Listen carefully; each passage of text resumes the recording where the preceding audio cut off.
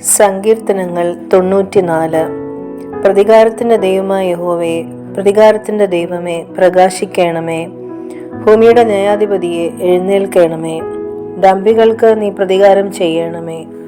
യഹോവേ, ദുഷ്ടന്മാർ എത്രത്തോളം ഘോഷിച്ചുല്ലസിക്കും. അവർ ശകാരിച്ച് ധാർഷ്ട്യം സംസാരിക്കുന്നു. നീതികേട് പ്രവർത്തിക്കുന്ന ഏവരും വമ്പ് പറയുന്നു. യഹോവേ, അവർ നിന്റെ ജനത്തെ തകർത്ത് കളയുന്നു, നിന്റെ അവകാശത്തെ പീഡിപ്പിക്കുന്നു. അവർ വിധവയും പരദേശിയും കൊല്ലുന്നു, അനാഥരെ അവർ ഹിംസിക്കുന്നു. യഹോവ കാണുകയില്ല എന്നും യാക്കോബിന്റെ ദൈവം ഗ്രഹിക്കയില്ലെന്നും അവർ പറയുന്നു. ജനത്തിൽ മൃഗപ്രായരായവരെ, ചിന്തിച്ചുകൊള്ളുവിൻ.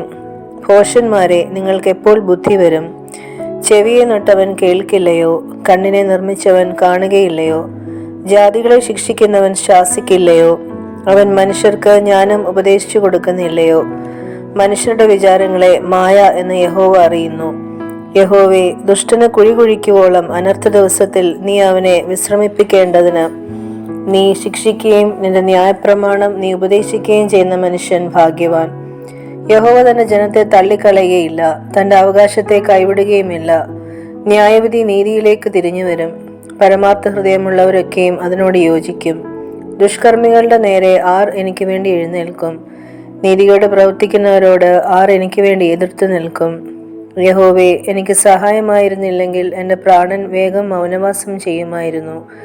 എൻ്റെ കാൽ വഴുതുന്നു എന്ന് ഞാൻ പറഞ്ഞപ്പോൾ, യഹോവേ, നിന്റെ ദയ എന്നെ താങ്ങി. എൻ്റെ ഉള്ളിലെ വിചാരങ്ങളുടെ ബഹുത്വത്തിൽ നിന്റെ ആശ്വാസങ്ങൾ എൻ്റെ പ്രാണനെ തണുപ്പിക്കുന്നു. നിയമത്തിന് വിരോധമായി കഷ്ടത നിർമ്മിക്കുന്ന ദുഷ്ടസിംഹാസനത്തിന് നിന്നോട് സഖ്യതയുണ്ടാകുമോ? നീതിമാന്റെ പ്രാണന് വിരോധമായി അവർ കൂട്ടം കൂടുന്നു. കുറ്റമില്ലാത്ത രക്തത്തെ അവർ ശിക്ഷയ്ക്ക് വിധിക്കുന്നു. എങ്കിലും യഹോവ എനിക്ക് ഗോപുരവും എൻ്റെ ശരണശൈലമായ എൻ്റെ ദൈവവുമാകുന്നു. അവൻ അവരുടെ നീതികേട് അവരുടെ മേൽ തന്നെ ചുമത്തും. അവരുടെ ദുഷ്ടതയിൽ തന്നെ അവരെ സംഹരിക്കും. നമ്മുടെ ദൈവമായ യഹോവ അവരെ സംഹരിച്ചു കളയും.